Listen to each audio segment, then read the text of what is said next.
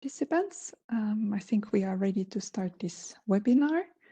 My name is Andrea Lechner. I work for the Secretariat of the Basel Convention, and together with the lead country of this work, Canada, we're very happy to present you today the work on the draft renewed strategic framework for the implementation of the Basel Convention.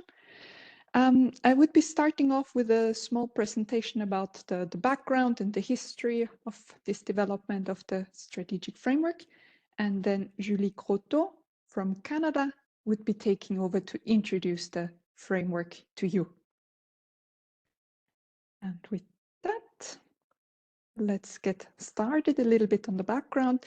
So the origin of this work on the strategic framework comes from Article 15, paragraph 7 of the Convention, which calls for an evaluation of the effectiveness of the Convention at certain intervals, and then, if deemed necessary, to also consider the adoption of a complete or partial ban of transboundary movement. And then the COP has given effect to this article of the Convention in different ways throughout the years. So in 1995, it has taken a decision on the evaluation of the effectiveness of the Convention, where the COP found that the Convention had contributed to the control of transboundary movement and the environmental sound management of hazardous waste. That was also the COP when the decision on the ban amendment was taken. And then you can see throughout the years different plans or frameworks existed. There was a strategic plan for the implementation of the Basel Convention for 2000 to 2010. And then later on, the COP adopted the strategic framework for the implementation of the Basel Convention for 2012 and 2021. And the link to this COP, to the article in the Convention, is that these strategic framework and plans, they had specification for evaluation of these plans and frameworks. So that's how it links to the article in the Convention. And then also, so this last strategic framework that existed from 2012 to 2021 had the stipulations on evaluation. So a final evaluation was carried out and presented to the COP in 2022. And since that was then the end of the old framework, there was also discussion starting on what would be the future, would there be a new framework? And the COP then decided at that point to rather not develop a completely new framework, but rather to improve the strategic framework that existed. And it tasked a small intersessional working group to develop some recommendations to improve the framework. So in a way, this has been in two steps, the work. First, the COP asked for recommendations on how to improve the framework, and then the work started on developing this new framework. So the last decision on this matter was taken in 2023, last year, decision 16.1, where the COP then decided that a draft renewed strategic framework should be developed, taking into account the recommendations that the small intersessional working group had developed previously. The COP decided that the old small intersessional working group would continue its work, but it is open to all parties, and it invited representation from 5 regional groups of the United Nations. So that was really a call to make a balanced representation from all the regions. And it's also open to participation of observers, including Basel Convention regional and coordinating centers. The parties were invited to nominate members, and there was also an invitation for a lead country to lead the development of this renewed framework. And since then, additional members have been coming forward, also observers, and Canada has once again volunteered to lead this work, as also done during the previous intersessional period. So what the SRWG was requested to do was to prepare a draft reviewed strategic framework for consideration at the upcoming open-ended working group, that's OEWG 14, and then to prepare a revised renewed strategic framework for consideration and possible adoption by the next meeting of the Conference of the Parties, COP17, taking into account the outcome of OEWG 14. The small intersessional working group operates by electronic means, but can also hold face-to-face meetings. And here you can see a little bit how the group decided to organize its work. It held first informal consultations in October of last year to organize its work. And then its meeting is being held in 3 parts. 2 of them already took place online in December and in March. And then a third part of its meeting is coming up face-to-face in October, so after the OEWG, thanks to the generous financial support from the government of Japan. And this is its work plan. You can find it in the document that is indicated in the title. I don't need to take you through all the steps. The message is really that the SIWG has been working on this draft renewed strategic framework in several iterations, with the drafts being prepared by the lead country. Comments are sent sometimes by email, and then they were discussed at the 2 meetings. So the draft that is now presented to the OEWG has already gone through a couple of iterations of comments and also been discussed at these meetings. But right now it's the first time it's being presented to parties and observers more widely for their feedback, and will then be discussed at the upcoming OEWG in end of June. Afterwards, there might be yet another invitation for comments, but that depends on the discussions at OEWG. And then the draft would be revised and finalized at the 3rd part of the meeting and then sent to the COP. So just to highlight again that there is thus currently a call for comments for parties and observers to comment on the draft renewed strategic framework, which is also the intention of this webinar, to make you aware of this call for comment and the content of the framework. Here you can find the document. It is information document number 3. That is the document you're invited to comment on by the 3rd of June. And then comments will be posted on the website and brought to the attention of the open-ended working group. On the website of the Small Intersessional Working Group, you can find the complete composition of all the members. Here you can see them from the 5 different UN regions, with Canada as the lead country and Mr. Zaglul Samhan from the State of Palestine as the chair of the group. And that slide is just containing the current observers of the SIWG. They include parties to the convention that ask to be represented as observers in the group, but also then the more classical observers or the regional centers and UN agencies. And on this website is just, on this slide is just the website of the strategic framework for the current biennium, as well as my contact details. Please don't hesitate to contact the Secretariat anytime you have questions. And I would then now hand over to Julie Croteau from the lead country to present the current draft renewed strategic framework to you. Thank you very much. Thank you very much, Andrea, for this very great presentation of the work of the group so far. Hello, everybody. My name is Julie. I work for Environment and Climate Change Canada. Myself, Sophie Bernier, Christopher Mariano, we have been leading from the Canadian part the work of the strategic framework with the great support of the Small Intersessional Working Group. And today it's a pleasure to present to you the draft of the strategic framework that will be presented to the open-ended working group. Next slide, please. Today, when we were looking at what would be the objectives for this webinar, for us, it was important to present to you the strategic framework, yes, itself, but its content and how we came up with the objectives, the goals, and the indicators, its structure, and also some of the elements that will require further work by the Small Intersessional Working Group. We also want to give you some guidance on how to prepare for the open-ended working group so that we have fruitful discussion at the meeting and we can advance the work in preparation for possible adoption at COP17. So these would be our proposed objective for today for this webinar. Next slide, please. The draft renewed strategic framework has different sections. It has a section that we refer to as the visions, the vision, the guiding principle, the strategic goals and objectives, the means of implementation, and the evaluation. It is important to note that the vision and the guiding principle fall outside the mandate of the small intersessional working group to review the document.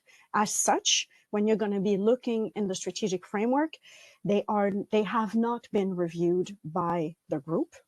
The group so far has focused its work on the strategic goals and objectives. The means of implementation and the evaluation section are part of our mandate to review, but the group has not worked on these sections at this point. We have focused on the goals, the objectives, and their associated indicators. Next slide, please. Now, what are the goals? The former strategic framework had 3 goals, and you will see now that there are 4 of them. The first one, goal 1, is parties implement their general overarching obligation. This one is meant to be encompassing of all of the core convention obligation. Goal 2, we move into transboundary movement, and then the goal is for parties to implement their obligation on the transboundary movement of hazardous waste and other waste. Goal 3, hazardous waste and other waste are managed in an environmentally sound manner by parties. And goal 4 is collaboration and other capacity building. So these are the 4 goals that are currently in the strategic framework. Next slide, please. Each goal has a set of objectives. Sometimes there are more objectives than other. Goal 1 has a lot. So the group ended up agreeing on 6 objectives for goal 1. They are here for you in a shorter version.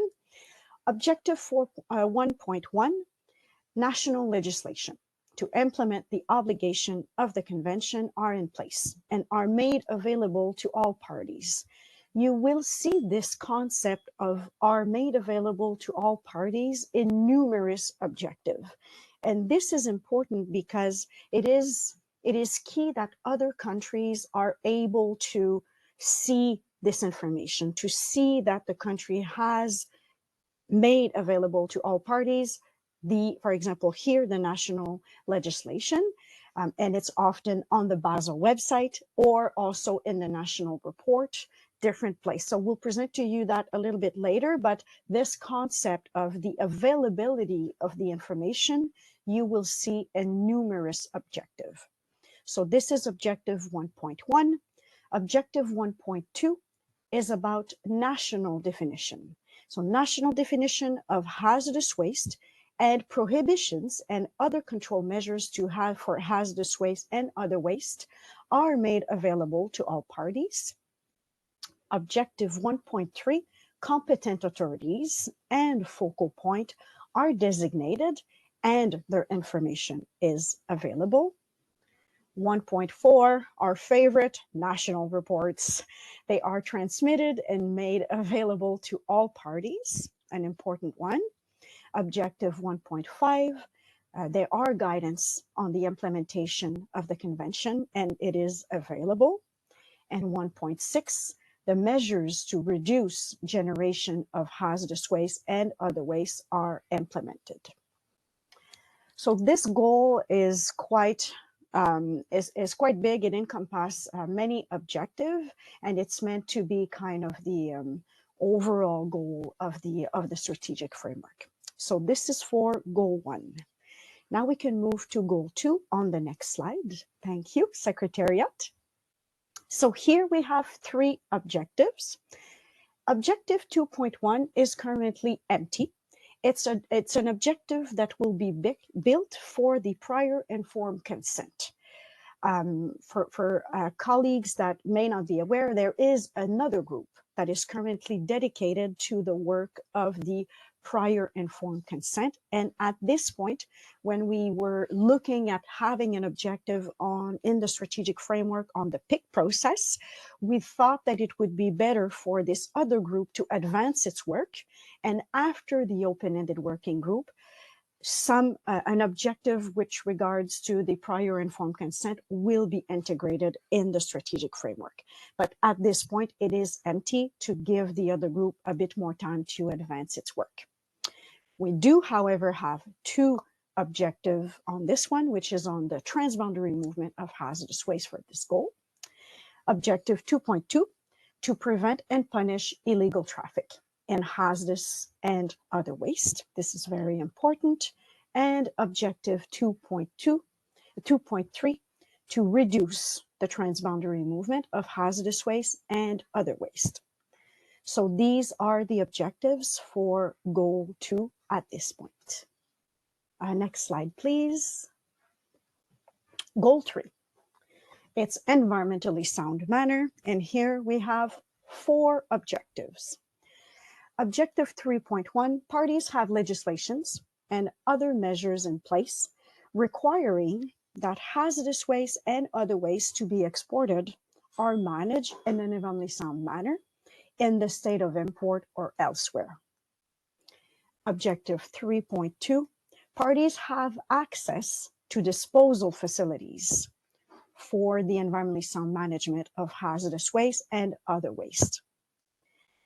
3.3, the convention provides technical guidelines and guidance on the environmentally sound management of waste covered by the convention. And objective 3.4, hazardous waste and other waste are disposed of in an environmentally sound manner. These are the 4 objectives that have been chosen to better reflect goal 3 that is currently presented. Next slide, please. Our last goal, goal 4, collaboration and other capacity building. Objective 4.1, we have 3 objectives for this one. So 4.1 is to promote cooperation and regional, international, sorry, I don't see the full text. The secretary, thank you so much. So to promote cooperation with national, regional, international bodies, and particular cooperation among the BRS family, the Basel, Rotterdam, and the Stockholm Convention, to improve environmental and working conditions through the environmentally sound management of hazardous waste and other waste. Objective 4.2 and 4.3 are very similar. They target the same group of countries, but they will be touching on different things. So they both support developing countries, countries with economies in transition, small island development state, and regional, BCRCs, Regional and Coordinating Center. 4.2 is about delivering activities for the environmentally sound management of hazardous waste and other waste. Objective 4.3 is similar, but it's delivering support for implementation of the provisions of the Basel Convention, which is quite broad. So we want support on the core implementation of the convention, and we also want support on the environmentally sound management of hazardous waste and other waste. So these are the 4 goals with their associated objectives. Now let's look at the indicators. Next slide, please. There are numerous indicators, and we could not present all of them to you today. So you will need to go into document Inf3, and as you prepare your comments to submit, you're going to have to look at all of them, but we wanted to give you an extract of what it looks like. So 3 examples here. So let's start objective 1.2. So we know that it's national definitions of hazardous waste and prohibitions and control measures for hazardous waste and other waste are made available to parties. What are the indicators looking like for this one? The group came up with 2 indicators. The first one is the number of parties that have national definition of hazardous waste and that is made available on the Basel Convention website.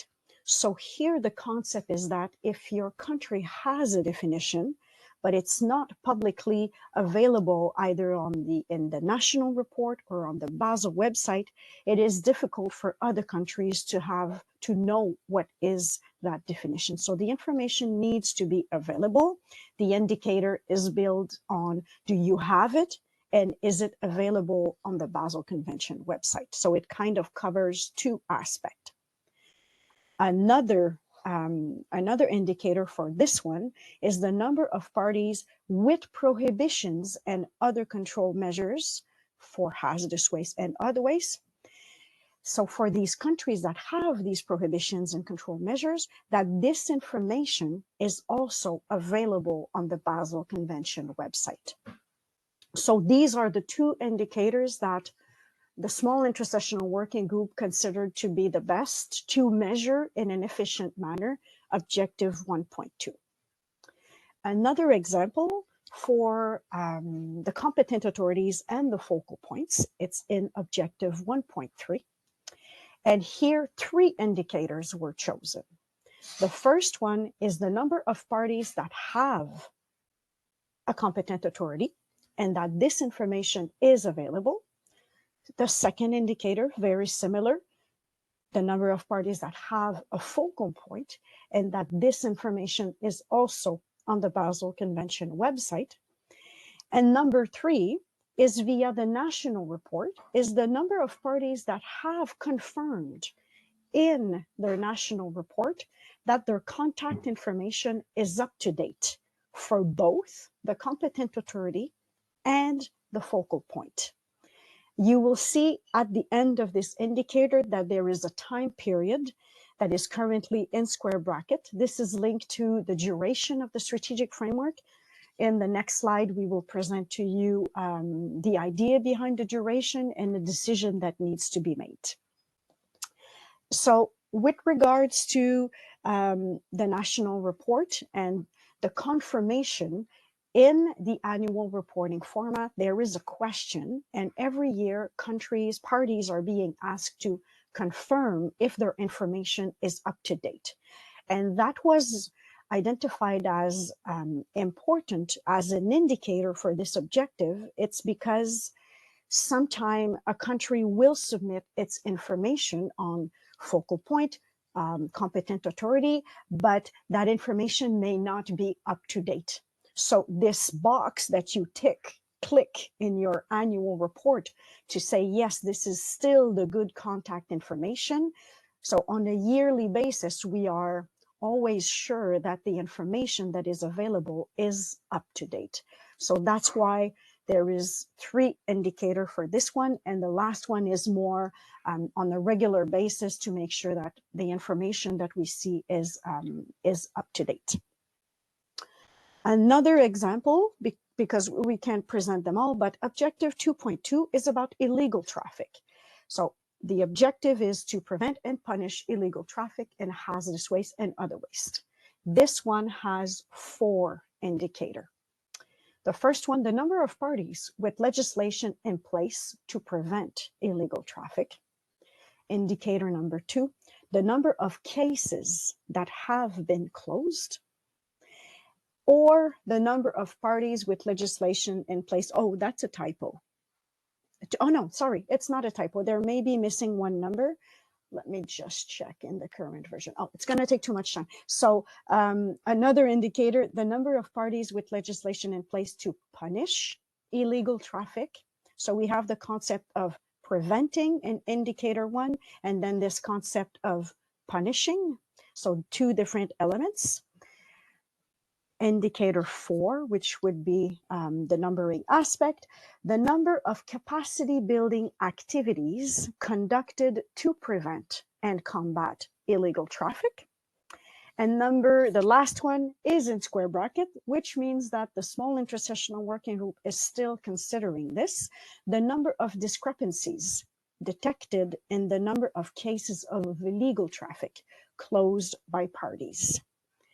So whenever you will see in the strategic framework that some elements are still in square bracket, Of course, you need to review everything, but please pay specific attention because these will be discussed at the open-ended working group.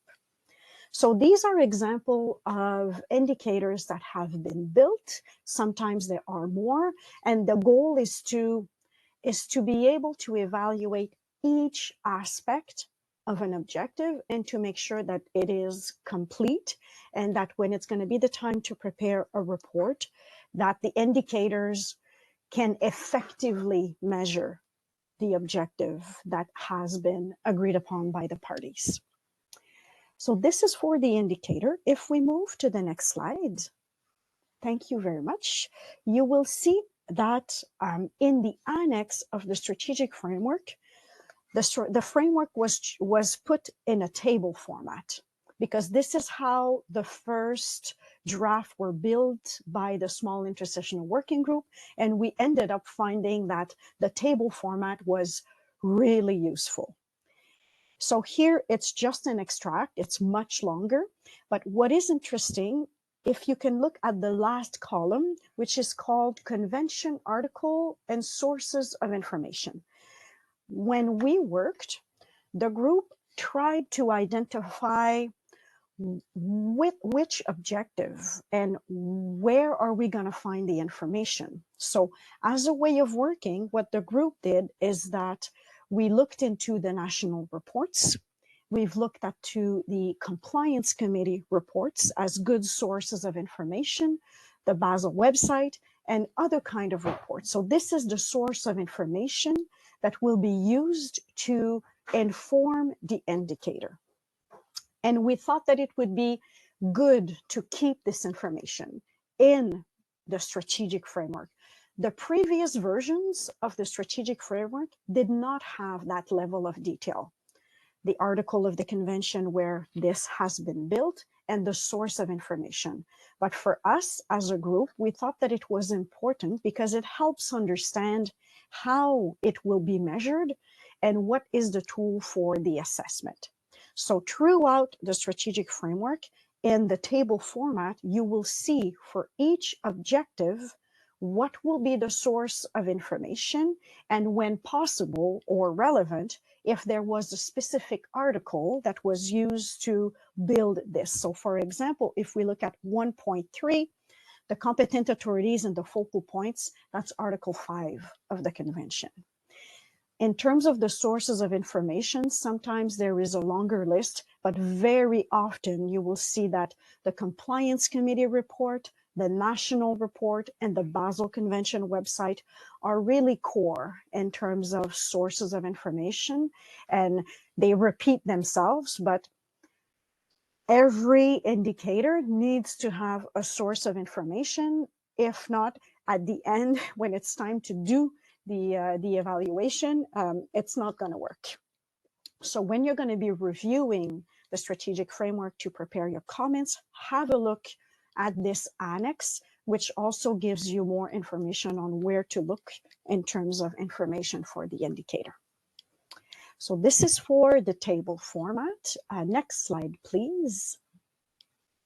Thank you very much. Outstanding issues. So as I mentioned, there are some outstanding issues in the strategic framework currently, maybe because the group didn't agree at this point and further thinking was needed, or because we did not have enough time to continue our great discussion. So there are not a lot of square brackets, but there are a couple here and there. So please have a careful look to be able to discuss at the open-ended working group. And a key element, a key outstanding issue is the duration of the strategic framework. There are two choices that the group came up with. We could have a 3 COP cycle for the strategic framework, or a 5 COP cycle, which turns into 6 years or 10 years. When we were looking at what does this mean in terms of baseline evaluation and a final report, we used a table and we thought that it was a good idea to present it to you today. It's not in the strategic framework. It's there to inform a decision. So if we would choose a 3 COP cycle of 6 years, in the event that it is effectively adopted at COP17 in 2025, the cycle one would begin right after the COP, and we would establish the baseline, and the strategic framework would continue until 2031 for COP20.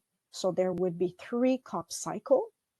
And if you look at the bottom, the final evaluation of the strategic framework would take place between COP20 and COP21, meaning 2031, 2033.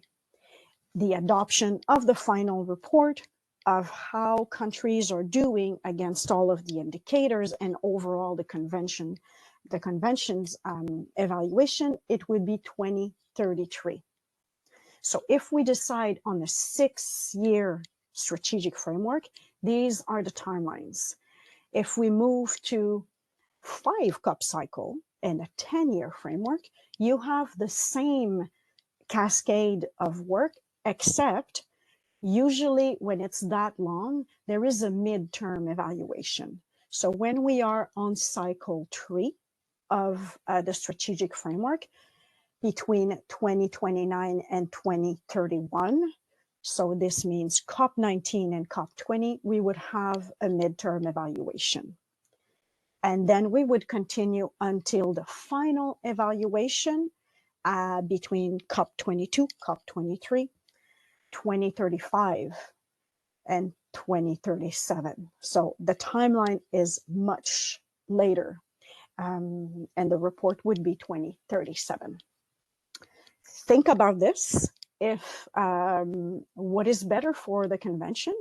Is it a 3 COP cycle, a 5 COP cycle? This will be discussed at the open-ended working group, and ideally a collective decision is made on how to move forward with this. There are pros and cons and different consideration that feeds into the different choices, and that will be for discussion. And I think one last slide. Thank you very much. How to prepare for the open-ended working group discussion. The draft document is in INF3, as mentioned by the Secretariat, and comments are welcome until June 3. This is important for the small intersessional working group and the lead country to see before the open-ended working group, ideally, what members and observers think about the strategic framework. Is it going on the good path? What are your comments? And is it something that is currently in quite good shape and acceptable and for the discussion? It is expected to be discussed in a contact group, but this is also always dependent on the plenary and the mandate that would be given to the contact group. It is expected, if it goes to a contact group, that there will be a discussion on the full strategic framework, the sections that were reviewed by the group and are under our mandate. So this includes the goal, the objectives, indicators. And as I just mentioned, also a discussion on the duration of the strategic framework would be most welcome. So the group, after the open-ended working group, can move on this notion and prepare a final version. Thank you very much. This is what we wanted to present to you today. And we're hopeful that you're going to be submitting comment, and we are welcoming your comment today. If you have questions and comment, we're happy to answer. Thank you. Thank you very much, Julie, for this great presentation. So dear participants, it's your turn now. Would you have any questions or comments on the framework or on the process? You can either raise your hand with the raise hand icon and we can give you the floor, or you may also send comments in the chat box.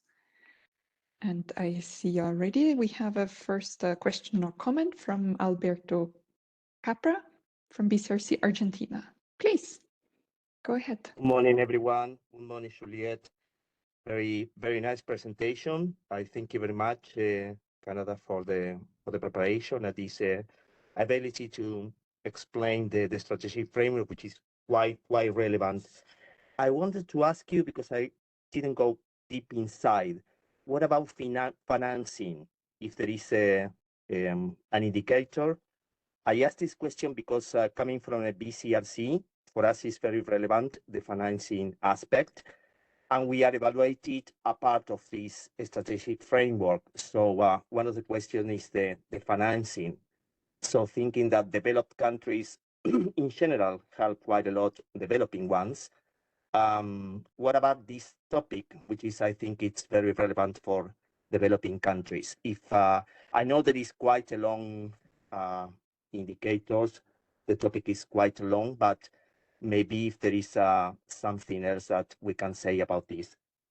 Thank you very much. Thank you, Alberto. Julie, would you take that? Yes, of course. Thank you, Alberto. Very good question. This is reflected in the means of implementation. The text has not currently been revised, but the concept of the resources to implement the strategic framework are reflected in there. The group has yet to work on this. Your views would be much welcome. You can have a look at that section. It's a little bit old. It's what has been found in the previous one, but please have a look and you can share your ideas. But definitely the notion of the resources will be reflected in the means of implementation. When it comes to capacity building, there is a dedicated goal for this with a set of objective and indicator. And this is also a way of supporting parties, the BCRCs, in implementing the convention. So there's kind of two places you can look: goal 4 and also the means of implementation. Thank you very much.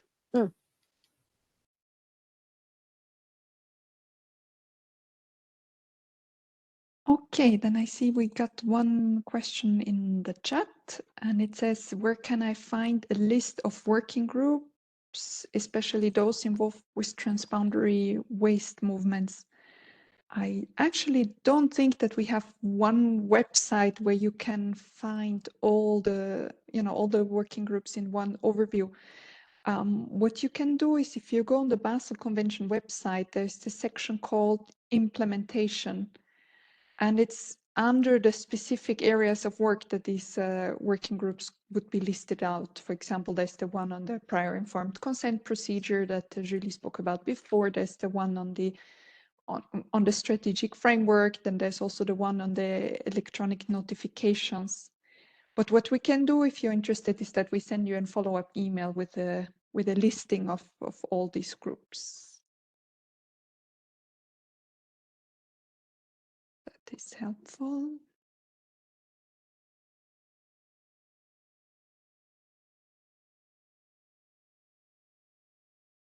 Okay. Let me know if. Okay, all right. You're saying you will look yourself. Good. Thank you. Any other questions or comments?